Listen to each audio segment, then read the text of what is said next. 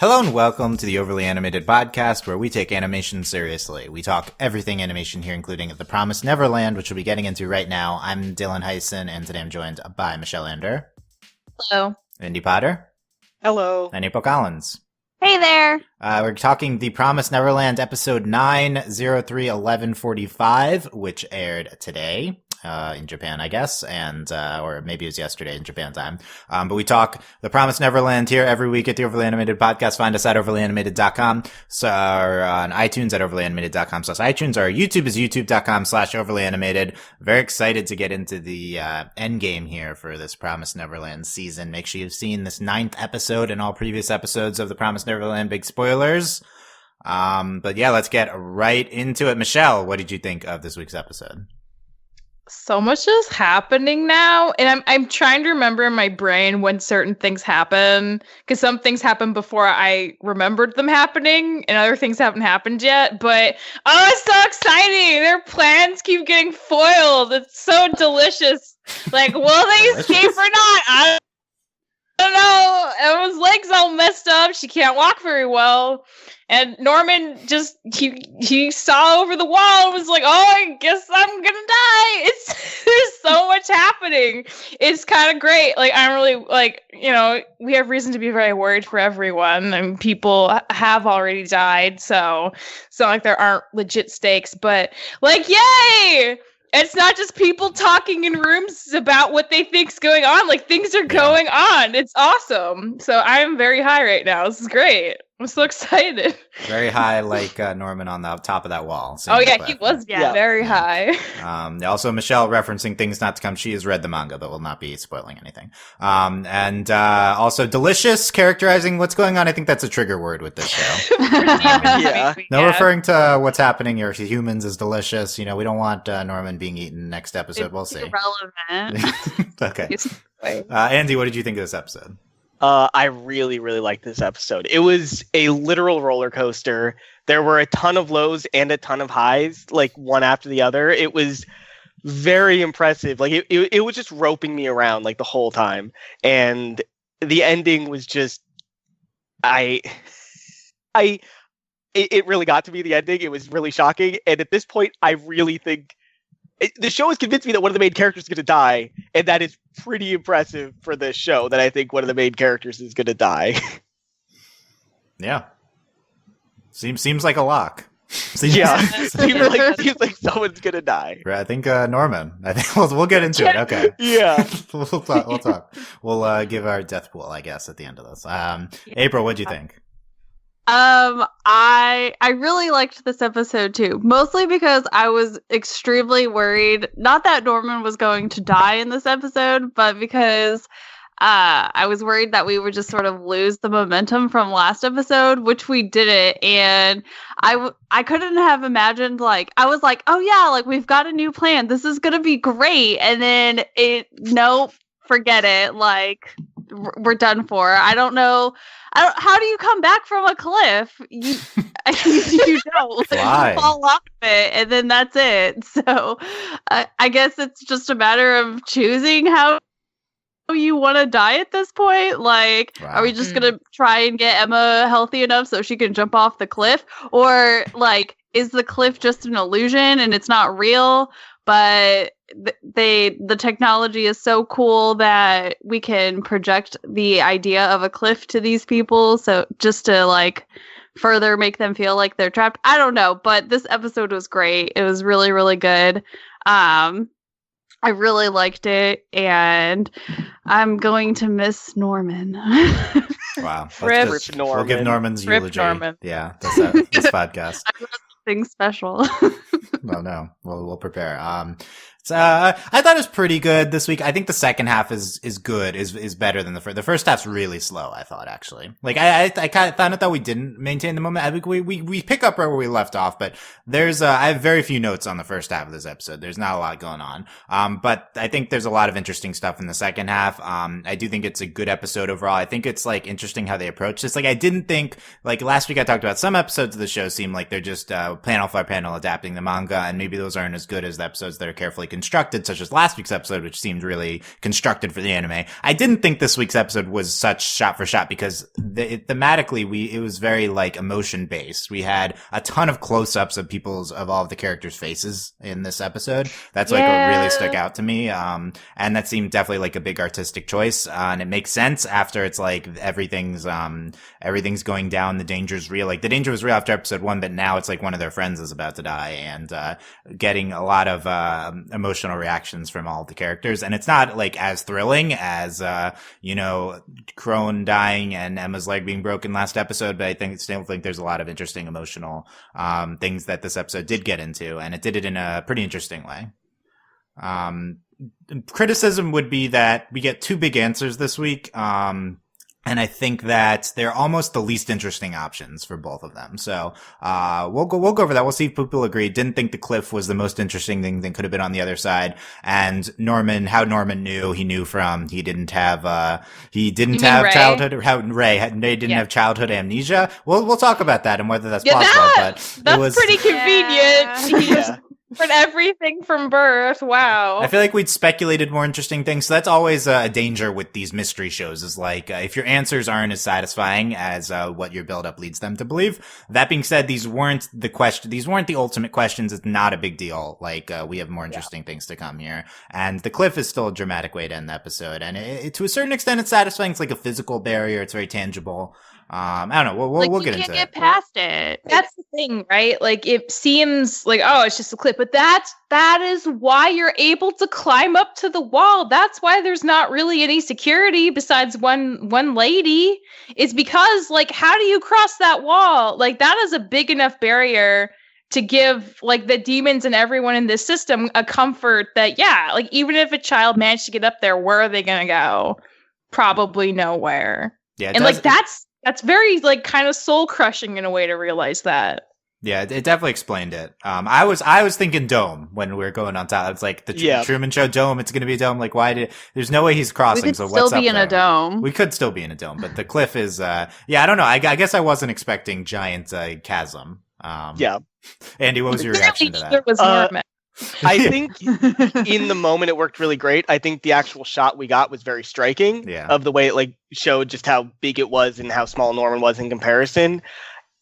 But I do agree that like I was expecting more, like, because we still have only seen just forest out there and just this chasm, and I still want to know what's out there. But I don't think that's fair to take that as a knock against the episode, because I mean they're not going to show us everything yet. They're not going to show us what's out there yet.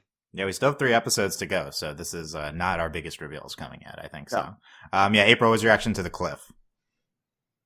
I was very shocked by the cliff, especially, and I agree with Andy with how big it was, and I think it really like paid off that they like showed how big it was in comparison to Norman, because you kind of have the idea of like what a 11-12-year-old boy like looks like and how big he is, and then for it to just be like so huge, and then it like almost kind of like answered a lot of questions in terms of like why like Isabella is so cocky with like the security system and everything like that, because like that's the end game. Like, okay, you don't want to like be fed to demons, cool, jump off the cliff, enjoy your like the remaining 5 seconds of your life. Like it, I don't know, like, but I think that like it looked really, I really enjoyed that, like whenever they sort of like peeked over the top of the wall, they saw like a continuation of forest, which was very deceiving, and so I really like enjoyed that sort of play off. Yeah. It's the forest being there is pretty interesting, I think. Like, okay, I'll give the take here. So I think this is like actually a pretty optimistic episode for the fate of our characters, because I feel like there is a area, an uninhabited seemingly area with the forest past this chasm, that's maybe not controlled by demons, because this episode we also learned that headquarters is connected to all of the farms. So like maybe there's just not demons outside of headquarters or the farms. Like maybe the forest is, we don't know of there being any demons there. Like there kind of actually does seem to be hope now. Like I thought they were screwed, but if we can get over this chasm, we don't know anything that's in that forest. Maybe we're fine. I think that's how Emma's gonna think, and then Ray's gonna be like, well, exactly, we don't know what's out there, it could be anything. I think both equally possible at this point. I just really don't see how they're going to get across that chasm because that's just Yeah, it's pretty big. It's really big. So like on one hand, yeah. On the other hand, Ray built this like this in-depth mechanical Taser. device from nothing. Like, you know, that I feel like if we can, I mean, I know it's over the course of 6 years from various parts, but like, I guess we have things we could build some sort of flying device. I don't know. I'd probably not, but it doesn't seem impossible. Yeah. And The also, thing is, like, they're running out of time, though. There's no time. Yeah. also how much time would it take to make something like that? Yeah. But also, the further we go, the more I'm like, they're not saving the other kids. There's no way. It seems like that's the thing. It seems like that's been I feel like abandoned we've this episode. abandoned Yeah, that yeah. idea. Like, I don't we think haven't Emma's talked abandoned about it. it. Like, there's no real set plan. Like, we played tag once and it was fun, but like, I think that's the other thing too, is like, we've never discussed how we were going to save all the other kids. Yeah. Yeah. Well, so this was a big thing hanging over the last few episodes, or at least a little bit ago, was Emma's kind of unaware of the like, is Norman, like, Ray's like, we have to betray the other kids, like, and is Norman gonna go along with that? Is he just indulging Ray? And that's kind of been laid by the wayside by more recent big events. But that, I think that's not like, this seems like this is going to be something that's going to come into play in the last 3 episodes. Like, Emma's not going to just forget this. You know, if they have any sort of escape attempt, Emma's definitely like trying to get the other kids involved. Yeah, I hope so, because I think that's probably going to be Emma's most interesting thing, like seeing how she reacts to like kind of realizing that they can't do it. They just can't save them. Because it feels like she almost reaches that point this episode. Like she almost verbalizes it to one of her friends. Yeah, it's Emma this episode sidelines with the broken leg. Still I think in full Emma form though, in being with Ray and convincing Norman to try to actually escape here. But that being said, still with the broken leg, she can't really do anything, I think, for the foreseeable future, and we sidelined at least a few weeks. And what are we doing, Norman? Today, tomorrow? Did we advance a day? I think so. Yes, we did. Yeah, He only has a day left. So, well, no. It's this night. Like, I think he's leaving in like an hour or something. Yeah. Yeah, like they said tomorrow night, and then we like woke up and it was the next day. So Norman, okay. Today, Norman is dying. So today. what can Emma do here? Like, this is not good. I mean, she's got crutches. So hit Mom with the crutches. Just Beat run her, for yeah. the start wall. taking out people with the crutches. She'll never see it coming. Never. Yeah, it's interesting. So I think this episode's also, last episode is like, we're like, okay, this is a big turning point. This is the veil has been lifted. There's no more games being played with Mom. Like all the information is out in the open. And so this is the first time we have this new setup in play. And, I don't know. It didn't feel that different yet. But there's like the sinister tone, I guess, hanging over everything. It feels like, we're really waiting for things to boil over pretty quickly here. I think it's because Mom is still in front of like the other kids, but if she was not in front of the other kids, it would be different. Yeah, I guess we're still pretending. We have the scene of We're still pretending. telling in front of the children, telling that Norman is he's getting adopted, he's leaving. We have that scene. So there's still some secrecy, I guess, with that. But yeah, Isabella not doing a ton this episode. We're like, okay, she's trapped Ray in this room. She broke Emma's leg. What's her follow-up? Her follow-up is like, they have no moves left, so who cares, right? That seems like That's exactly it. Like, I think that the reason she wasn't worried about Norman escaping because she knew it was over that wall. Right. She's like, there's no way he's going to jump off it, so he's got to come back. When Norman was on top of that wall, I got flashbacks to the flashback from last week where the quick thing with Grandma and what we speculated on might be Isabella on top of the wall with Grandma on the bottom. And so Isabella might know from firsthand experience that that there's nothing over. Like she saw it herself when she was younger. But would they not tell, I guess, the moms in training, like, hey, you have nothing to worry about because they probably trained them too, but she might have found out even earlier than that. Yeah, because she tried to escape herself. So yeah, I think that was one of my favorite parts of like him on top of the wall. Is it like actually triggered something in my mind to remembering last week's episode. So I thought that was really well done. Like they're shot probably in really similar ways. Just that quick flashback, really effective though. Yeah. And it explained why, like, it explained that whole flashback too, like that couple seconds. Like, it's why, like, she's just calmly waving her back down. Like, she knows that the girl won't run away. There's no way for her to. Yeah, we do get the great follow up to that. And I want to touch on this because right before Norman goes to try to escape, he finds the stuff Crone left behind. Oh my god! The pen, the box. We still don't know what it is. The pen. I am kind of done What's with in the box. I'm kind of done with this. I need to know what's in there.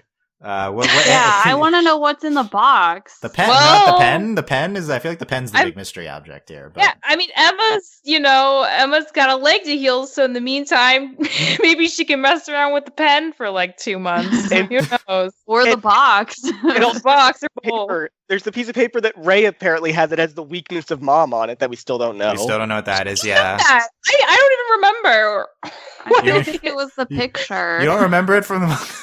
I do not remember. Steve said he remembered last week, so maybe it's a picture. Oh, maybe of what? Like not the picture that Ray took of mom, but a picture. Just why is that a weakness? I don't know. Who knows? Her own image. A picture is worth 1,000 words. Okay. Wow. Deep, yeah. Yeah. No, it's drew it with the pen, and that's what's on the paper. Is with the pen. Oh, it's actually Sister Crone was a real sketch artist. Yeah, I think so. It's a caricature, of someone with a big head. Yeah. It's a comic. She's been working on it. Oh, yeah, it's the manga. Wait, Sis Crone was drawing the Promised Neverland manga, and that's what it was. Wow, I think we cracked it. Okay. There's not really anything to talk about with that. There's still a lot of questions, basically. Everything that we left unanswered last week still hanging into next episode. A little frustrating. The show is withholding too much, I think, but they give like little tidbits and then don't give you enough tidbits. The thing is, the pen better be worth it. Like, this pen's gotta, why are you holding on to, this can't be the cliff. Like, the cliff, whatever. It's not like we teased what's on the other side of the wall that much, and the cliff was visually satisfying. This pen, we keep showing, this pen's gotta be something important. It's gotta be some spy gadget. Dylan, think of it this way. We saw the pen from Sister Crone's flashback. Yes, we saw it in the flashback. Yeah. Why they would not have put that in the show if it didn't mean something. I know the pen means something. I just saying it has to mean something good. It's something I like. I need to know what it means. But what I'm worried about, Dylan, is that this might be something that might not be paid off this season because it's an ongoing manga. Right. So last week we talked about how the manga. This was a little meta. How the manga has these arcs, and we're going to conclude the first arc, and so I would assume that the pen isn't going to cliffhanger between the arcs, but we don't really know. We speculated last week on is the arc, are they going to be different characters in the second arc if we have a second season of this, et cetera, et cetera. We'll see about that. The more it goes, though, the more I think that might be possible that everyone just dies. Well, if Norman's dying next episode, then... yeah. Okay, let's talk about Ray. This is a big episode for Ray because Ray is. If we had any doubts about Ray, I think being sympathetic, I think they're firmly squashed at this point because Ray is on board with Emma in trying to get Norman to not just give up and die, and then he tells us how he knew about the secrets of the house. And he doesn't have amnesia. He did not have childhood amnesia. He had memories as a fetus, and I feel like amnesia, like not having amnesia, is like such a cop out, though. Why is this a cop out? Because, like, how convenient that he just happens to be like one in a million that remembers everything, but it also like begs to like what it still doesn't answer the question either. Like, what was the conversation? Like, what started the conversation between him and Isabella that would then lead to him becoming a spy? Like, because apparently he's known about this all of his life. Yeah. So why doesn't he remember other things? Like, I remember being a fetus. Okay, well, like, were you a fetus in a test tube or in a belly? Like, yeah. So he kind of tried to explain it. He was in some liquid. That's what he heard someone singing. Right. So the way he explained it was as he he started to realize things did not match up between the house and what he remembered. So he can't like process this as a kid. So like as he gets a little bit older, he can start to fully process it, and maybe goes to Isabella like while he's still younger and naive and says, I remember something not being like this. And so that's how the relationship starts. Like probably when he's like 5 or 6 or something, then he's just naively tells Isabella that he's things don't match up in his head. I thought the episode was fine. He goes to her with like an actual plan. Like, hey, I know 5-year-old Ray has this like cutthroat deal. Maybe. Totally. If any 5-year-old would, it's Ray. I think it's Ray. I would any think 5-year-old. Mention the demons. He like just might mention the demons, and Isabella's like, "Oh, this kid remembers them." Yeah, like it's not like do Ray you test knows for that? How does this make sense? Well, no, he just mentioned something. Like I had nightmares about these demons. Yeah, so Isabella would know if he says something to her. But regardless, I think there's enough there to piece it together. I guess it's not that important how the relationship starts, but it would be nice to see a little bit more of this. But so I think the thing is like that it does not have infantile amnesia. So childhood amnesia is a psychology concept. I'm not sure if this is a real thing. If you cannot have this, I tried to look it up and I did not see anything of. I didn't either. That's why I'm like, oh, this is really a convenient thing for you to make up. Seems not possible you could actually remember things as a fetus. That seems very not possible. But the anime does this a lot. They make up sci-fi concepts. It's okay. I guess it is in the future where demons eat humans, so exactly. But it seems like we're a little bit down on this being the way Norman knew about everything. You keep saying Norman. It's Ray. There's only 2 boys. Look, I'm just trying to keep Norman's name alive here, okay? I don't want to forget about him. I'm like Ray and Emma here. I just we don't die, Norman. You know, okay. No. So I actually kind of like this. So here's why. So I think this is satisfying. From the first scene we ever see in the show of them being kids and them being outside the gate. And Ray being they're lying or like not every like Ray he's like, oh, Ray knows something. And this explains why Ray knows something. This like calls back 9 episodes. I think that makes that scene really good. At like, okay, childhood Ray did know stuff was up. Like he did have these memories that weren't matching up. And I think that makes that gives a really satisfying explanation for the first scene we ever see for the show. Yeah.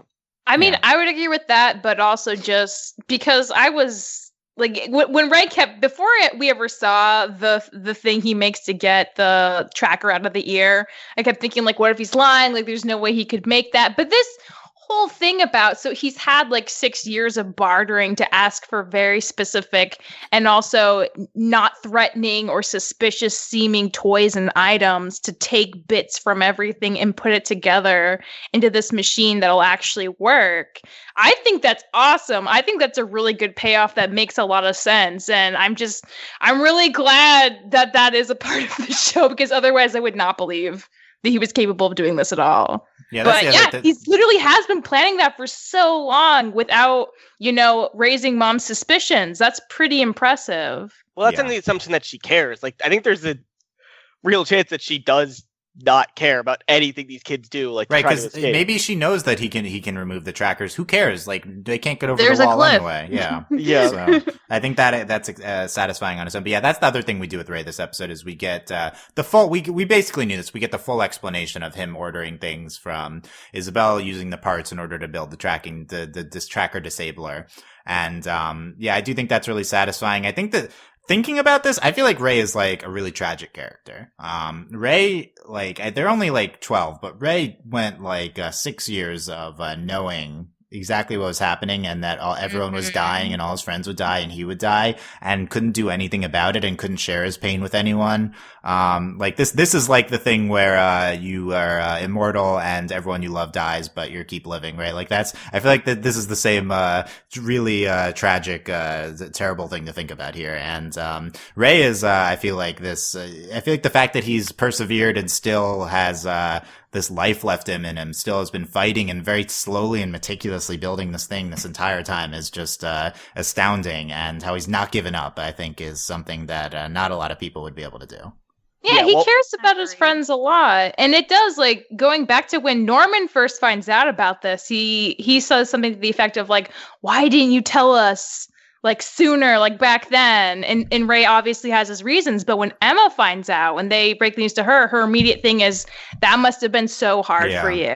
Yeah. And that it's very true. Like, I can't imagine. So, like, definitely, it's a hard position to be in, knowing everything when the two people you care about the most know nothing for so long. And you have to make a decision when you want to kind of nudge them in that direction and, kind of open their eyes to this horrible thing forever.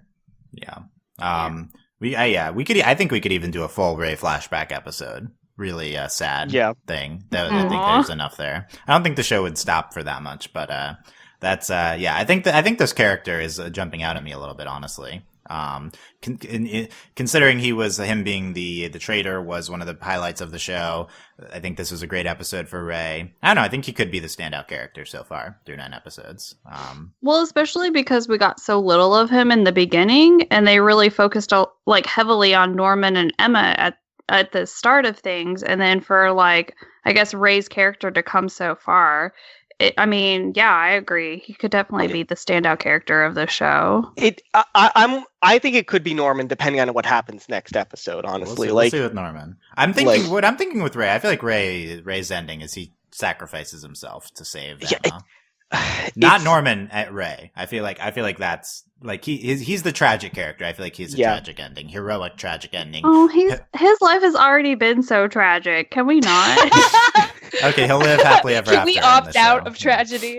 Not in the show. No, it's not possible. Can we just go back to episode 1 and never see the ending? Yeah, let's just go back to the first half. Stay in the first 5 minutes. Just rewatch it every week.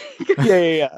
Yeah, it's I don't know. I don't know. I feel like I'm most interested in Ray in the next episode here. Obviously Norman. We'll get back to Norman in a second. So, but speaking of Norman, earlier in the episode, Norman, he's talking to Emma on Emma's in bed, and he says, "You all can still escape. It's okay." And he's trying to put on a brave face when he goes to get water, and he's breaking down and crying. So we see Norman trying to be brave for his friends and trying to be this selfless figure that he represents in their house, but is in pain as well. And Em and Ray are trying to tell him we can all escape together. Here are all the reasons. He's rejecting it, and Emma's like, "Oh, Ray, you break your leg too, so neither of us can replace you." That was actually really smart. Yeah, I agree. And then then Emma and Ray are just going off all these ideas about how we can say Norman, and that their determinedness is what convinces him to try to escape and not give up. So I thought all of that was pretty good, and this is Ray at his most optimistic that we've seen. I feel like this is very very good look for Ray and Emma, and Norman he makes the attempt, but then at the wall loses hope. We'll see. And I guess the rest of the episode, that we haven't talked about, is just the result of Emma's leg being broken, and Gilda and Dawn were there too. They make the rope. They were there. They're just there. They make rope. Okay, I want to talk Norman rope. though. Norman's fate really up in the balance here. Has he given up hope? He walks back to the house, and he tells them about the cliff. What can Norman do? What's our plan? What are we doing moving forward? Is he just getting shipped out? I don't know.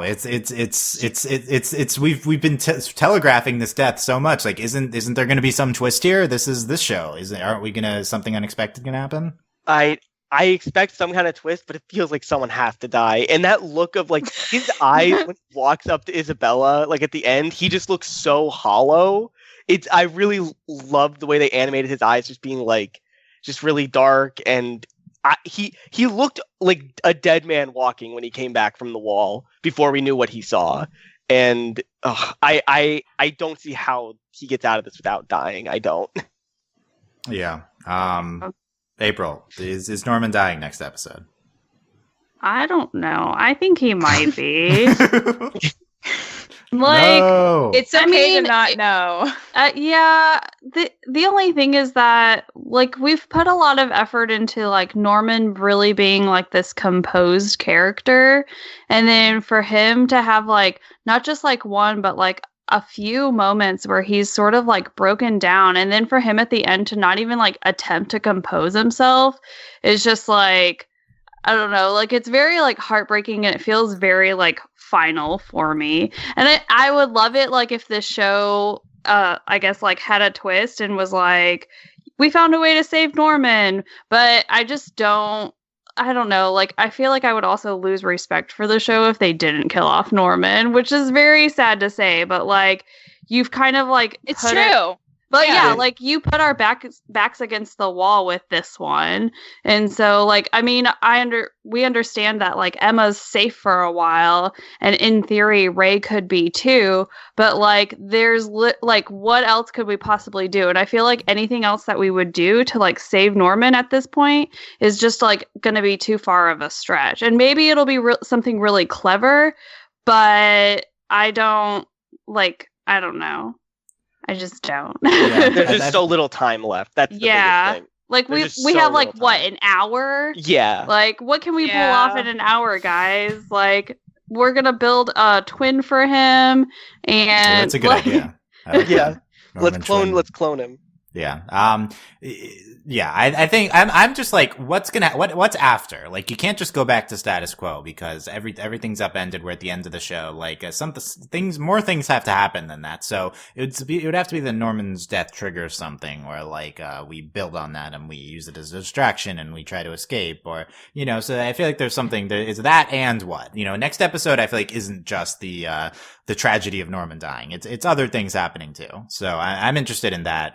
But I do think probably it makes sense for Norman to die. Like, I think Ray's broken out, like I said. Emma's still kind of the main character who's sidelined, and we need to see what happens with her. What does Norman have left in his story other than sacrificing himself for Emma? That's kind of the main thing, I think. And his but he can't conflict even with that Ray. anymore. And that's, Like yeah, I think one thing I appreciate about this show is up to this point, there seems to be kind of a message coming from the show and the manga that like self-sacrifice is dumb. Don't do that. Don't be stupid. Lean on other people. Other people can help you achieve something that you don't think is possible. And that's part of what makes Norman so situation so sad at the end, because like he is ready, like he's scared out of his mind when he finds out that he's shipped next. Because I think for some reason we assumed like Ray was going to leave first. I don't know why. Yeah, well, Isabella told us that at some we did point, not expect Norman, and Yeah. he's scared, but he's prepared to do it. And he's like, and you know, all three of them, especially Ray and Norman, seem like very much like, I don't want to burden anyone. Like, I'd rather it's me than you. Like, they say that so often.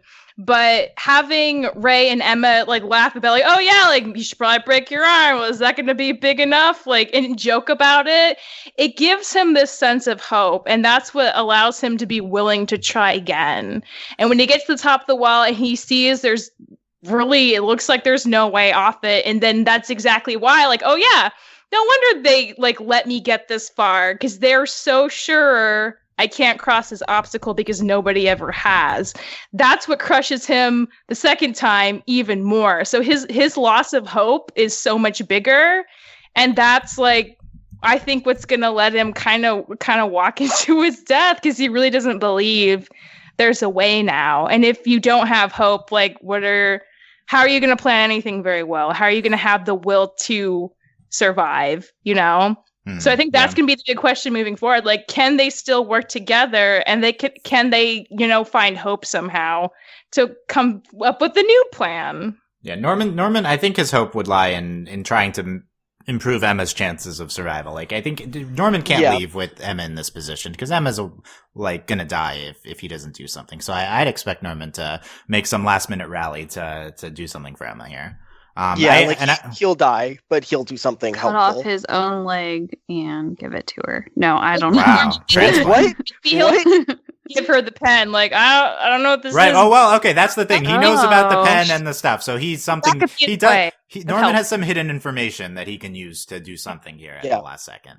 So we'll see. I think Michelle had a good point about this episode specifically. I think really did subvert the shonen self-sacrifice hero kind of trope here. That was a large part of what this episode was about. It's about how Norman wanted to just take it and like say that they'll escape, but he's friendship and he's convinced, and he makes an attempt. And yeah, I think that's a lot of the themes here. But yeah, I think the pen, the stuff, Krone's box. So that's probably where we'll pick up from. I don't know. But he didn't seem happy. He didn't seem like that was a way out of it. No. No, I think Norman's still willing to kind of go through with things. And I think honestly, Emma is the most safe out of, the other two, because she has a leg that needs to be healed, and like I don't know how long it takes bones to heal, but probably at least a couple months at minimum, right? Like they talked about in the episode, she would need to be healed before she shift off here. Yeah. Before so Ray's birthday. She's kind of safe for now, so yeah. Michelle, how do you think the animes executed this episode? The cliff reveal, things with Ray. Does it match what you remember? How do you think it's doing? So I liked the cliff reveal, and like that kind of stuff is all pretty much the same. Like I think it was a really good choice in the manga and the anime to keep it that, you see him like running, you see him make it, and then you cut away before you reveal what he sees. And then there's just that anticipation of Emma and Ray just watching mom, right? Just being like, oh, she's looking at the tracker. Like, is she gonna get worried? And then she doesn't, and she turns, and you just see Norman walking back, and it's just like it blows your mind because you're like, "What are you doing? You're gonna be shipped out. Like, what? How?" But then, like Andy's saying, like once you see his eyes, you just know, and that's when he reveals what's over the wall, and it just like hits you. And I think that's really strong, but I think sometimes the anime has like weird priorities. Like I think sometimes like, a lot of these very detailed, very close-up shots of faces work really well to heighten certain emotions. And sometimes I feel like it's a little overplayed. And I think the first half of this episode, like it wasn't really used to the best of its ability. Like I would have preferred a different dynamic to kind of amp up this tension of like, oh man, Norman's gonna leave, this is a big deal. And I wasn't really like, I don't think that kind of emotion was really elicited to a super strong extent by the way that they decided to, artistically kind of frame it. And I do remember that being a little different in terms of just like the composition in the manga. But I mean, overall, I think like the gist is the same. A lot of the dialogue is exactly the same, but I am weirdly getting this sense that there are clearly priorities in the manga that I'm not sure translating to the anime, and I'm not sure how I feel about that. I'm not sure it's a good thing. Okay, well, we'll see more about that. Last episode, but like, I don't know. Yeah. We'll get into your thoughts on Krone at the end, but we'll see what you mean when we get to the end here. But the faces thing, that definitely seems like the most. At least I thought at least they're making a decision here. At least we're not just shot for shot adapting it. They were making a decision, but like, was it a strong one? I don't get a lot out of like really close up faces. It feels shonen-y, but that doesn't work for me in earlier episodes. But this episode in the beginning, it really just felt they went all in on the faces. They went all in. Yeah. I thought it matched what we were trying to do. It's not like I'm that big of a close-up fan, but I thought it matched the tone of the episode. I thought the close-ups really did well with the like setup they had. Like specifically, the ones in the early parts of the episode were followed after like these long shots of Norman like facing away from the camera, so it made sense that we'd see his face after that. Those kinds of things. I thought they also sort of played into, because the last time that we had a lot of like those close-up face shots was whenever Emma and Norman were having that conversation with Sister Krone, and she ends it by saying like that like their faces and everything gives it away. And so that's like, I guess I sort of took it as playing back into that, because they were really like scared in that moment, and there was a lot of like those close-ups of their face. And so it was another like where we're truly seeing the terror that they're feeling, and not just getting like the, I don't know, like we understand that they're afraid, but they're putting on like a brave face. Yeah. It's interesting. I think we've gotten a lot of that in this episode, and now that it's the brave faces maybe are gone away, and we're seeing their emotion here. I'm interested to see how they use this moving forward, because this is like the emotional calm before the storm, or it seems like. So how will this play into next? Last thing I want to I talked about this, but the reveal that the headquarters, the gate leads to the headquarters, and the farms are on the sides of it. So, I pitched that maybe the wilds, the forest around it is on it. Maybe there's safe spots there. Did that lead anyone, any theories from anyone? Like, cause that was, I thought, striking information about the world that we hadn't gotten yet.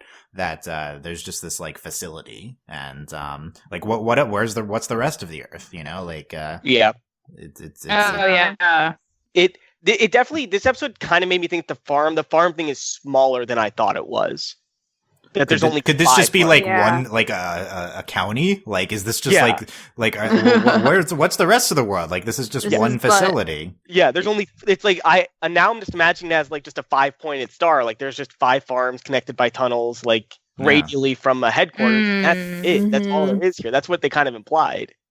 That was kind of the image that I got too in my head, was that, because they said like the center is headquarters, and that also makes a lot of sense with like what Sister Crone was saying, is that like I've only ever been on the farm, and so because before I was just like, well, what does she mean? Like, she's only ever been on the farm? Like, surely there had to have been like some type of transportation period, but this like makes way more sense that the farm and headquarters is all one like centralized location.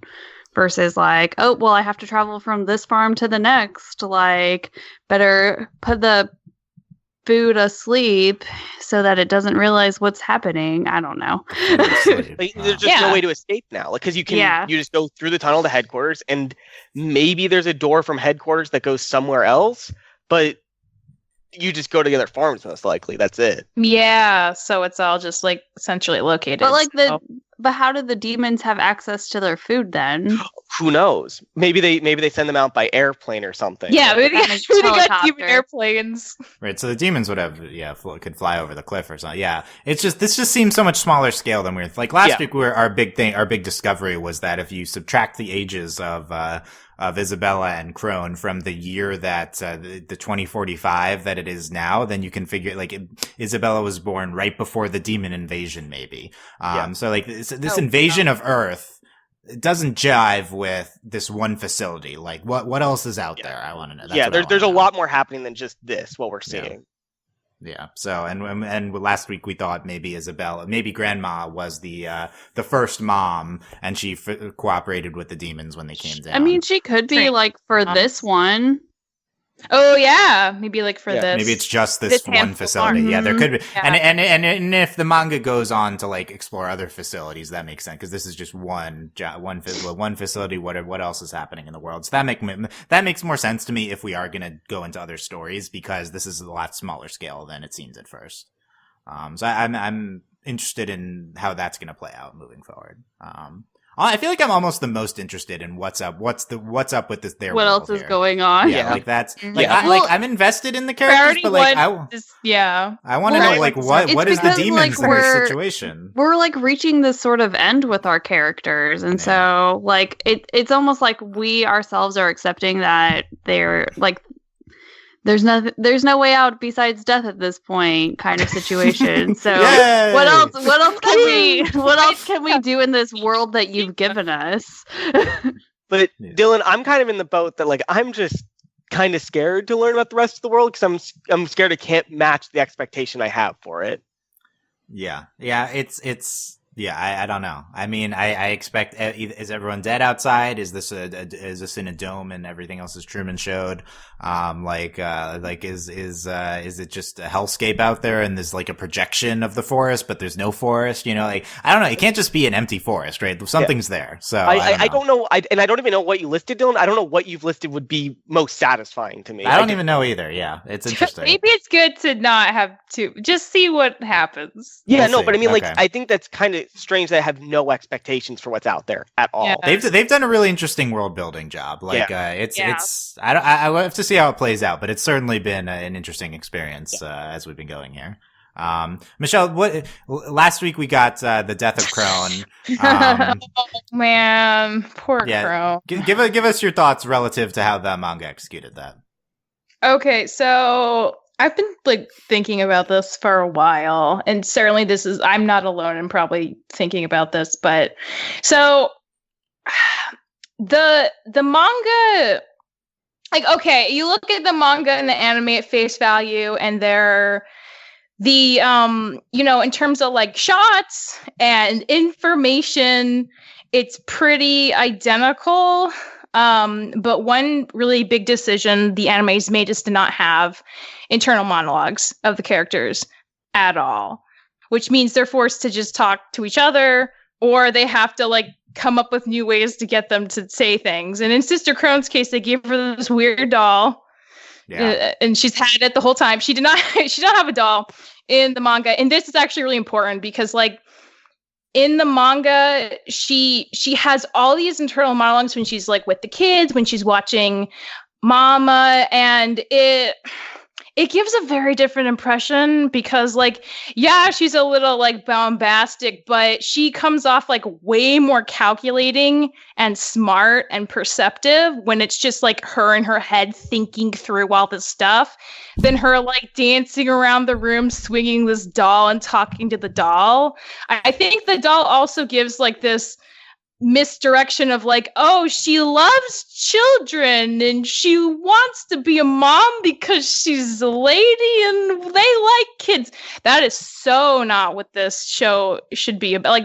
The manga makes it very clear, and I actually I went back and screen capped some of the manga stuff because I just feel it's such a waste not to have it. Essentially, the biggest thing that last episode really bothered me was when they finally do the flashback and you finally see this whole progression of Sister Crone, right? When she was a kid at Gracefield and grandma's there and she's taking her to this next stage where she's essentially training to become a mom, and you see her fighting all these other girls and taking these more tests, and she's getting better at it, and it's very cutthroat. But in the manga, you have this entire internal dialogue that's going on that really solidifies why she's such an empathetic character. And without that, I feel the anime is a lot weaker on her. So I'm just going to quickly read through some of this stuff to give you a sense of what we're missing out on. Before you start, Michelle, I just want to say I was very empathetic to Crone from this scene.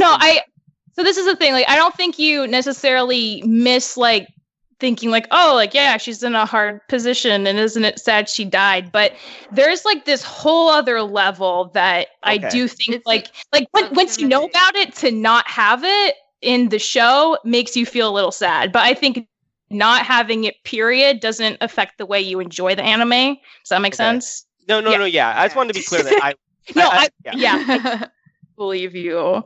Okay. So in her dialogue, she's saying this is during the flashback stuff. She's I can't escape. All that awaited me was shipment or the path to becoming a mamba. And then there's this part, Grandma saying to her, there are no humans outside. You must compete.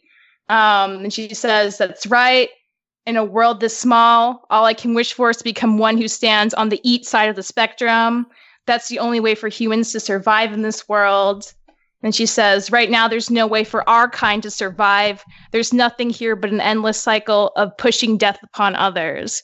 And I just think that's such a good way to summarize the entire plight of Sister Crone and any other person who is lucky enough to survive being eaten when they're 11, right? It's if you're a girl, you are given two options. You will die at 12 or you become a mama. That is it. And if you become a mama, you are pitted against every other girl and you have to treat them as competition, and you have to be really, really, really smart and really competitive and kind of have like everyone's your enemy essentially. Everyone's pitted against each other, and if you somehow manage to scrape your way by, maybe you will be a mama. But like I think back to when Sister Crone, when she initially like she was trying to like be Mama's ally. She kept trying to like be nice to her and to have conversations and to like, you know, have her as like a confidant. And Mama like shut that down so completely so fast. And you know, Sister Crone picked up on that. She's like, fine, like I'll just usurp you and then I'll be the mama. But like the way this system pits these people against each other, there are no winners. And if you're all pitted against each other, you can never unify to escape the problematic system you're in. And that's like the kind of stuff that's like so in the manga that makes it so relevant to any kind of like social stuff going on like it right now that you super miss out on in the anime, I feel. And that really bums me out because like that's a big part of the reason I really liked the manga. Like I could feel like these messages of relevancy coming through it with stuff like that. And Sister Grone's character was like just such a good example. So it bummed me out a little that we didn't get to see like her deeper perspective on like knowing how fucked up the system was, like having to deal with it and like just like proving that like, yeah, like she's not some crazy lady who just talks to a doll who's framed really scary. Like she's a very tragic person who was just doing her best to survive with the only option of survival she had in a deeply like scary, messed up social system. So yeah, rant over, but like that's basically like what I had. Over. Okay, that was really interesting. Last episode. Oh. Yeah. Yeah, I think that's it's, I'm glad to know that. I think that's really interesting. I think like looking at the anime about what you said about the position Crone is and what she represents and the choice that girls have, like I think there's like that's there, but it's not. You know, it's not like we weren't thinking about that at all. Like, look, like you explaining it, like, I think that I like highlighted when in the anime, like we kind of saw that, but yeah, it didn't seem like that was something the anime was interested in thematically exploring. So I see what you're saying here. That's sad. I feel like I missed out. Like you should read the manga. And that's the thing, like the thing I'm kind of starting to understand about the anime is there are like certain things it really does want to talk about, but not everything that the source material has open for it to potentially talk about. And those missed opportunities, I mean, some people might not mind them, but like to me, like I really minded that one. And it makes me wonder, there's stuff moving forward that like I hope they also talk about, but maybe they won't because maybe that's not really their priority. So yeah, I think this is classic source material adaptation kind of discussion thing on like being disappointed they're not adapting certain things. And I think I think the anime is like allowed to explore what it wants to, and it can leave but it certainly might be disappointing for original fans of the work. But in this case with Crone, I think like we had criticisms of her character that this is falling in line with. I think the anime certainly didn't have the most successful portrayal of her character, it turned out. I actually thought the last episode last week was the best we'd gotten with her character, because what you were talking about with her being like more intellectual and less of this like zany dancing around with the doll figure, I feel like the last episode she was in was the most successful in portraying that with the flashbacks. So I'm glad we at least got some of that. And that was kind of what we were talking about last week. Like that was the most complex we saw her presented in. But still, overall, I think a lot of the criticisms of her being this way too over the top, potentially, not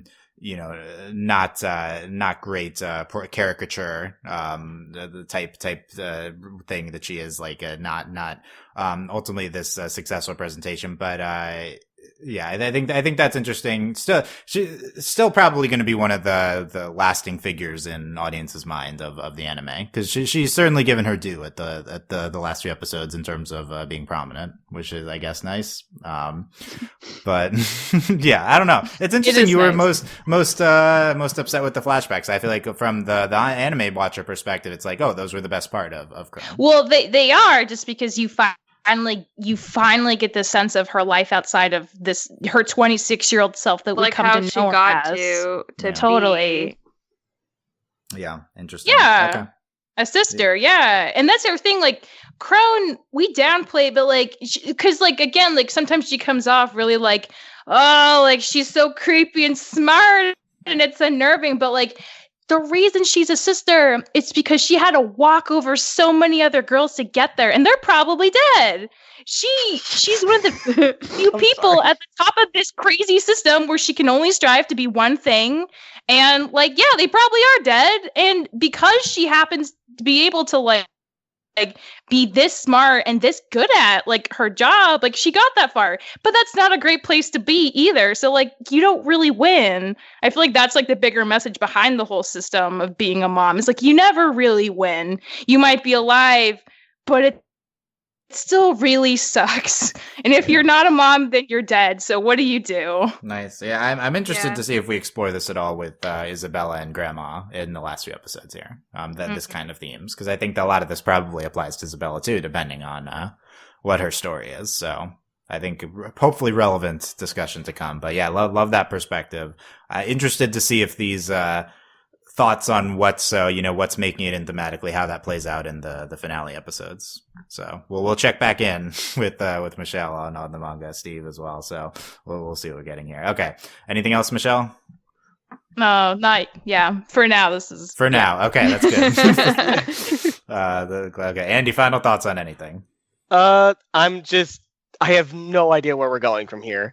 Other than we said Norman's dying. I mean, like, I don't know what we do after that, though. Like, yeah, exactly. That's the thing. We watched Emma heal for 2 months, and then like, it almost feels like we need a time skip at this point because there's nothing really to happen while Emma can't move. Yeah, I don't know. We'll see. Especially, I don't know. Like, I feel like a time skip would be strange. Because we've been taking things one day at a time, and I feel like if we instantly jumped like 2 months in the future, that would be a little bit jarring, especially if they don't take the time to sort of and that's the other thing too. I don't want them to have to like take the time to be like, all right, so in the last 2 months, this is what we've done. We played some more tag. It snowed outside, so we used that as like that just wouldn't be like fun for anyone. Oh yeah, sorry to cut you off, April. I just realized the weather here is impeccably nice. Like, yeah, it's a dome. Yeah, dome. I'm telling you, it's happening. Okay. Oh my god. That's the one theory. It has to happen. We've been talking about it every week. Okay. Yeah, it has to happen because, like, how are they? It's November. Rained that one day. But it's November, and it's like they're all running around like. Okay, look, you need to come visit Texas because yeah, that's in Texas. That's where it's taking place. It'll still be like 80 degrees in November. So I know, but my point is that I just don't know where they are. It's unclear. Yeah, where are they too? That's a good point too. Yeah, probably Japan, considering it's anime. But yeah, okay. April, anything else? No, I'm gonna miss Norman. Yeah, join us next week as we mourn Norman. I'm gonna write a poem. Be here for the funeral of Norman next week at the podcast. Yes, we'll be breaking down the funeral and all the eulogies given and such. All of the eulogies. Yeah, it's just a 22-minute long funeral next week. That's what's happening. Yeah. Okay. Like that BoJack episode. Yeah. We'll bring churros. Oh yeah, the next week is Emma doing free churro. Yeah, exactly. Yeah. It would be so good. I want that now.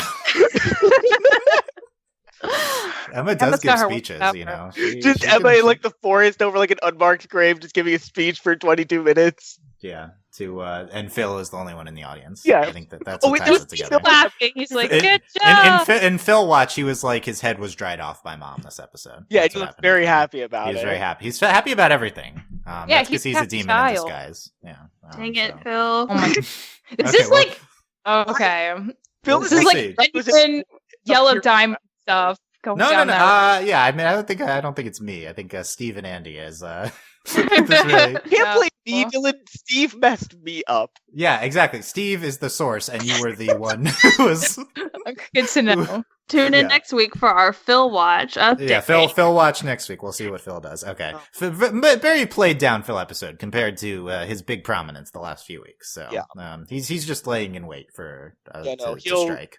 Destroy. Like steal the pen or something God. stupid. Oh, what if Phil gets the pen? Oh no, Oh, Phil, he cannot fall into Phil's Phil, hands. there's poison in that Might pen. try Okay, we'll see how it's spelled. That overlyanimated.com for everything. Subscribe to us on youtube.com/overlyanimated. Find us on our Discord at overlyanimated.com/Discord and support us via Patreon at patreon.com/overlyanimated. Thanks to all our current patrons, especially our patron of the podcast, Danny, aka Danny Phantom, and thanks as always to our patron executive producers, John, Ryan, Steve, Alex, and Hugh. Yes, back next week for more Promised Neverland. Also check out our Genlock finale coverage this weekend. Star vs. the Force of Evil is back on Sunday as well. That's what's going on at overlyanimated.com. Also check out our Ruby D&D podcast that we did. We were teasing Promised Neverland D&D last week. We'll probably never do that, but we did do Ruby D&D. So check that out. We have more seasons. Oh yeah, if there's more more Promised Neverland seasons, then Andy's the mom as the DM, and then I thought April was the mom. Yeah, no, April. That's the mom too. No, April is the mom.